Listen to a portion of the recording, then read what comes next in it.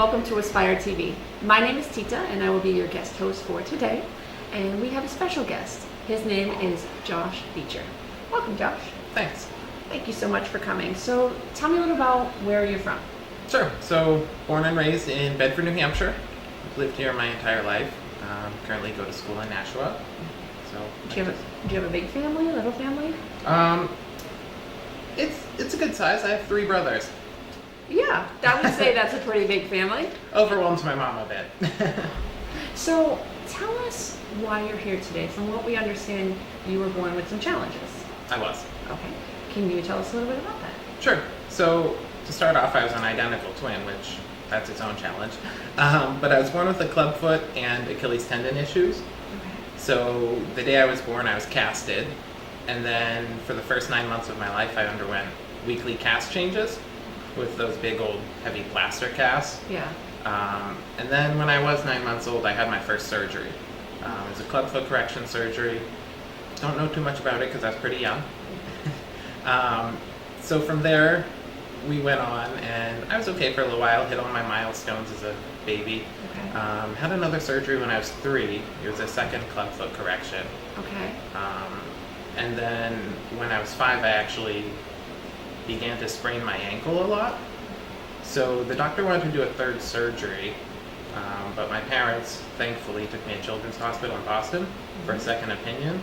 And we saw one of my favorite doctors there, Dr. Emmons, and he said, let's do an x-ray of his spine, an MRI of his spine.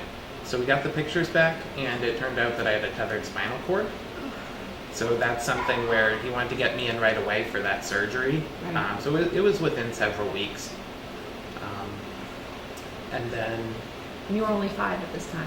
I was only 5 when that happened. That's a lot, but you know what? Children's Hospital Boston is the best. Yeah, with everything that's gone on, I'm lucky because I've always seen the best doctors. Yeah, that's always a plus. So then did you end up having surgery again at 6? Yeah, just a few months later, it was another clubfoot Achilles tendon surgery. So it was a bit much, especially being 6 years old. I got the full leg cast. I got to choose all my colors, which that was fun. That's a children's experience. They make it so much better for you. Well, they have to, because you're 6 and you want to run and jump and play on monkey bars. And it's scary. Yes. Absolutely scary. So were you okay for a couple years as you were healing? After I was 6, I was good for a little while. Mm-hmm. I played all my sports. I was just active, hiking and biking, doing everything I wanted with my family. And then when I was 11, I broke my leg playing baseball. Of course, with all the legs on the field. You literally didn't catch a break, got a different type of break. So what happened after that? Did it kind of mess up what they already did, or how did that happen? It did. So I had been going to physical therapy once or twice a week since I was 6. Wow. And with my leg being in the cast so long, everything atrophied. So all the progress I made was lost. So that was frustrating for me. But then I also had surgery the next summer. So I felt like that was kind of a kickstart. Okay. So I just did all the PT again. So you had to basically start from scratch all over again. And you were like, I'm only a kid, I don't want to deal with this. Oh, I know. Yeah. It was a little bit of that, but at the same time, it's kind of all I knew. Right. So it's just the way I grew up. It was your normal? It was my normal. Wow, that's crazy. Which, looking back, it is a little crazy. So, I know you wanted to play sports. So after all of this, did you still want to play sports? Oh, I did. And that was my big thing. The most difficult thing was going from being so active to not being able to do what I wanted. After I had that surgery when I was 12 or 13, I continued to play sports. So I had to wear a knee brace, an ankle brace, which I was wearing before, but we kind of bulked it up a little bit. Okay. And what sports were you playing? I was playing baseball, soccer, I skied, football, not competitively though. My doctor wouldn't let me do that. Right. But you name it, if there's a pickup game, I would play. But nothing high intensity, correct? Yeah, Nothing too crazy. Yeah. Okay. So then, after going through all that and doing physical therapy and occupational therapy, something else happened to you after that. Your brother was deployed? First, my dad was deployed. First your dad, okay. Yeah, so this is actually going back before the broken leg. So it's 2003 in the fall, and calls family meeting and tells us the bad news. And it wasn't a quick turnaround time. I think he was gone within 5 weeks. Wow. So that kind of hit fast. He was gone for about 1.5 years, that deployment.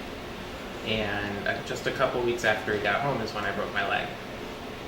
Welcome home, Dad. Pretty much. Nothing's changed.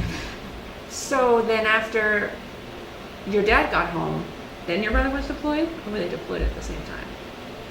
About 6 years later, so as a junior in high school, they Okay. both deployed together. So it was my dad's second deployment and my brother's first. Okay, so your high school years, did you live it kind of normal, or were you? For the most part, it was normal. The beginning couple years, I was able to play some baseball still, which I love. Right. Not competitively, just in the Babe Ruth League, not the high school league. And then, junior year, there was that odd year where my entire family was fighting a war. But then, I kind of wiggled around the not being able to be so active part. Okay. We started a crew club, which is a tough workout. Yeah. But it's a super rewarding sport. Okay. And it didn't require that much pressure on my foot, So that at least gave you that outlet, but Right. with not high intensity possible pain. Sure. Kind of. It was In a high way. intensity on the rest of the body, but not so much my left foot, which was great for me. Gotcha. And so I kind of read somewhere that were you taking Botox for pain? I was. So after the surgery when I was 12 or 13, I didn't want to have another surgery again. So what we did was we tried non-surgical interventions. So we did cortisone shot, which unfortunately didn't work. Oh. Then we did Botox injections. So the doctor actually injected my foot and ankle with Botox to kind of loosen up the muscles, and then she casted me, Okay. which seemed counterproductive, but it was just to get to hold that stretch that I got with the Botox. Okay. Unfortunately, that didn't work, but I managed to fight through the pain until I was pretty much out of high school, Okay. and then things went downhill pretty fast for me. So tell me a little bit about the non-medical options. Did you do acupuncture or stretching or? I did. I was still going to PT at least once a week, sometimes twice a week, depending on my pain levels. As far as the foot goes, I didn't try acupuncture or anything like that. Okay. I have tried it for my migraines though. After my spinal surgery when I was 6 or 5, whichever, I started to get chronic migraines. So that was just a whole other thing to add to the list. Yeah, those are rough to deal with. Yeah. It was rough. So we tried the acupuncture, we tried actually Botox for that as well. Pretty much everything I could think of. So your mom kept pretty busy, I'm guessing. Oh, she was super busy. Taking you to all your appointments, and with your dad being away and then your brother being away. And I then, don't know how she did it. wow, that is just so, that's amazing. So from what I understand, you had another surgery before you had to make one of the hardest decisions of your life. What was that about? Right, so when I was 21, we tried kind of one last ditch effort. We lengthened the Achilles for a third time. That didn't work. And then before Christmas, when I was 22, there was the one final, me throwing it all, just hoping this last one would work. And what they did was they broke all the bones in my foot and they pieced me back together with screws and plates. So it's supposed to help with the alignment in my foot because all the bones were out of whack just because what I was born with, and then all of the corrections that didn't take. So that was my least favorite surgery. I can't even imagine that. So after all these surgeries that you've had from when you were a baby up until now you have all this probably titanium rods or whatever they put in just to try to make it straight. Yes. And hopefully not to have you be in any more pain. That was the goal. We all knew it was a long shot, but I just had to have that one last surgery, before I amputated my leg. What made you decide, tell our audience, like, what was going through your mind to make you say, you know what, let me just take it off? Sure. So for me, it was the hardest decision I ever had to make, I'm sure. but it's also been the best. After that surgery in December where they broke all the bones, it got to the point where I couldn't walk or stand. There was just too much pain. After, I think, 3 weeks of being out of a cast, I had rebroken all of the bones. And it got to the point where I realized that nothing's going to work, and I just couldn't handle another failed surgery. So, it was a lot of long nights. I talked to several other people who had made that decision, made sure I talked to the doctors and the prosthetist, and I finally just made the decision and said, I'm going to do it. And you were how old? 22. So 22 years old, and you're making this decision to remove basically a piece of yourself. Yes. Wow. It was bittersweet for me because, of course, I wanted the problem gone. Right. But at the same time, as you said, I'm losing a piece of myself. And no one wants to do that, but I knew it was going to be a good decision. And maybe after it happened, what you would get in return would outweigh Right. that. Okay. With all the technology now, it's like I never missed a step. So how are you doing today? Like, what are you up to? Oh, I'm fantastic. I woke up from the surgery, the amputation, and there was no pain at all. You would think Really? that there would be a little post-op pain, and there always is. But this one, I think I was just so ready for it, and my pain tolerance was just that high where it never hurt. And did you have any, they call it phantom pain, did you have any of that at all? Not so much phantom pain. I do have phantom sensations though. Okay. So lots of pins and needles, lots of itching, and it's super cool, but it's super weird at the same time, because if my foot itches, I can pinpoint exactly where on my foot it is. Wow. And it honestly just still feels like it's there without the pain.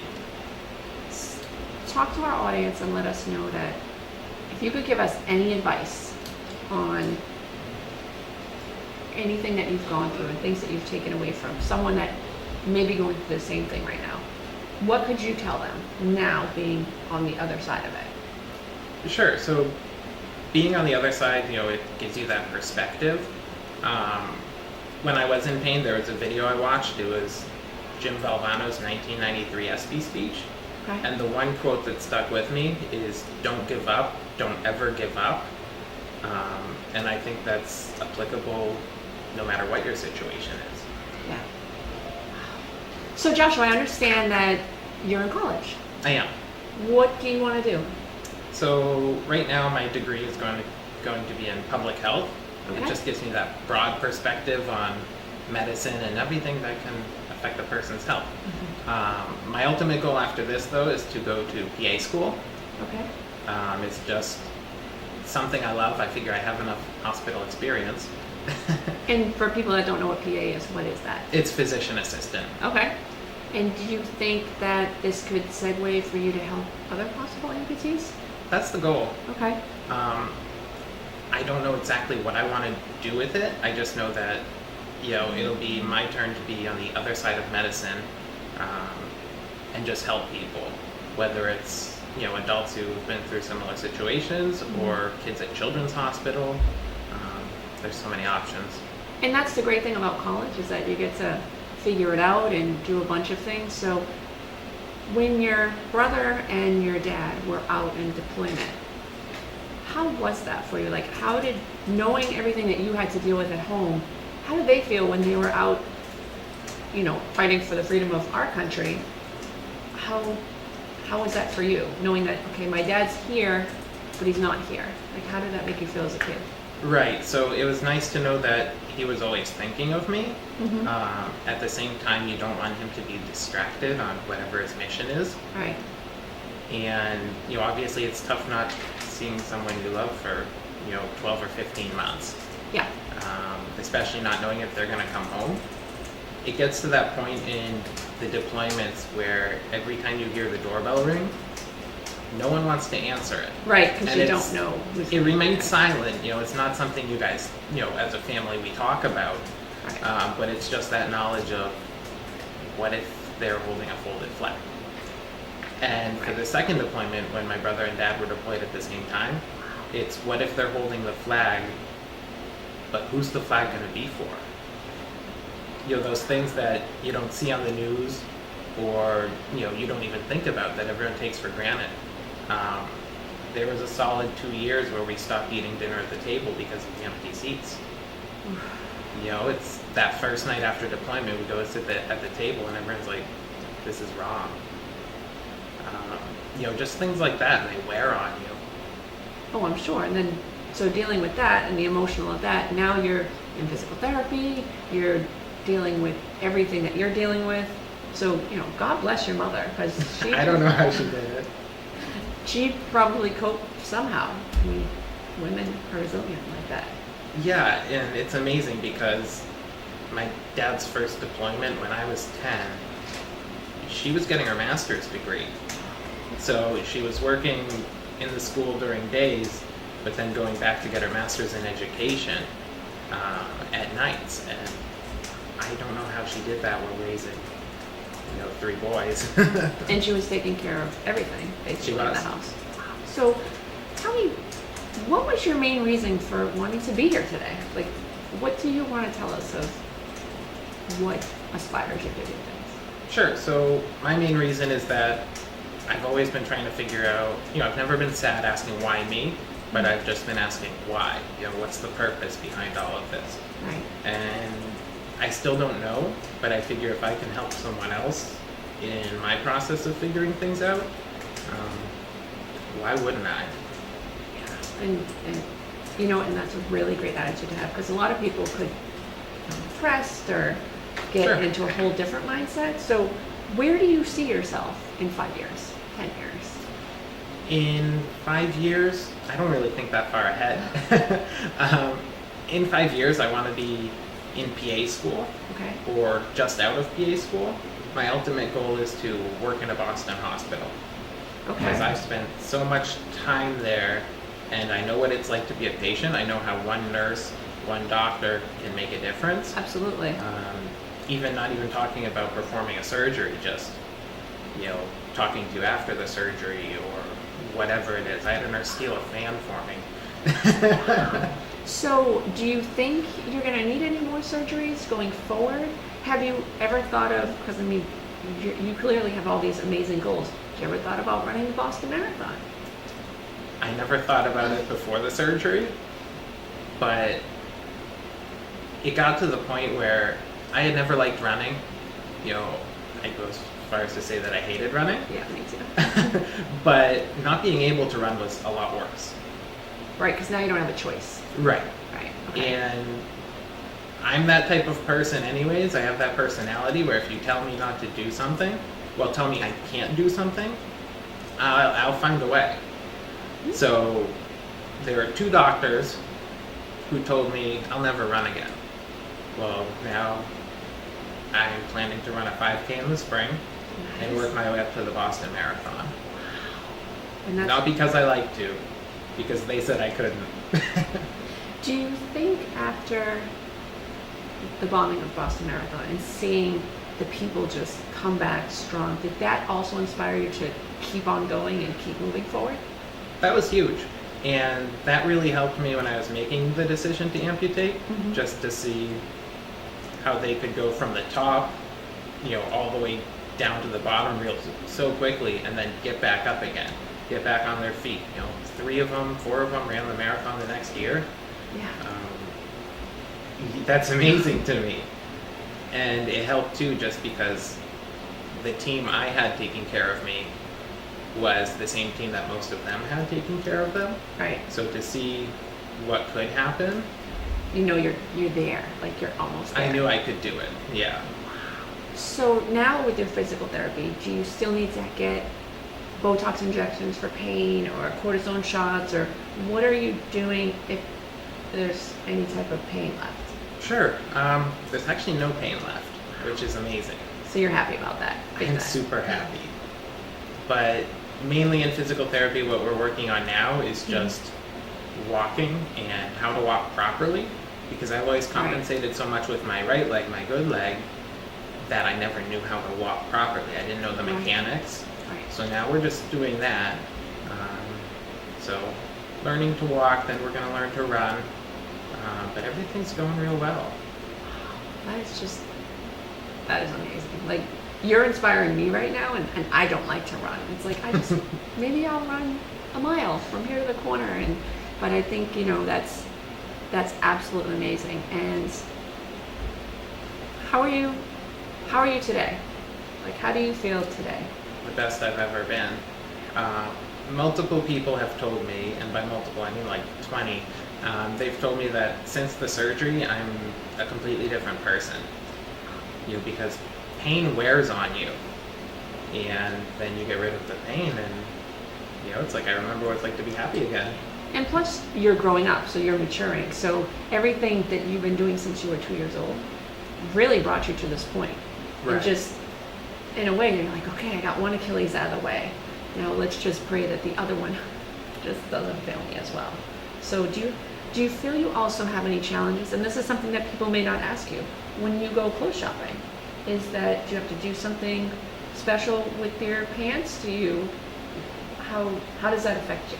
So the biggest thing I'm happy about as far as clothes shopping, simple things like that, shoe shopping's going to be so much easier now.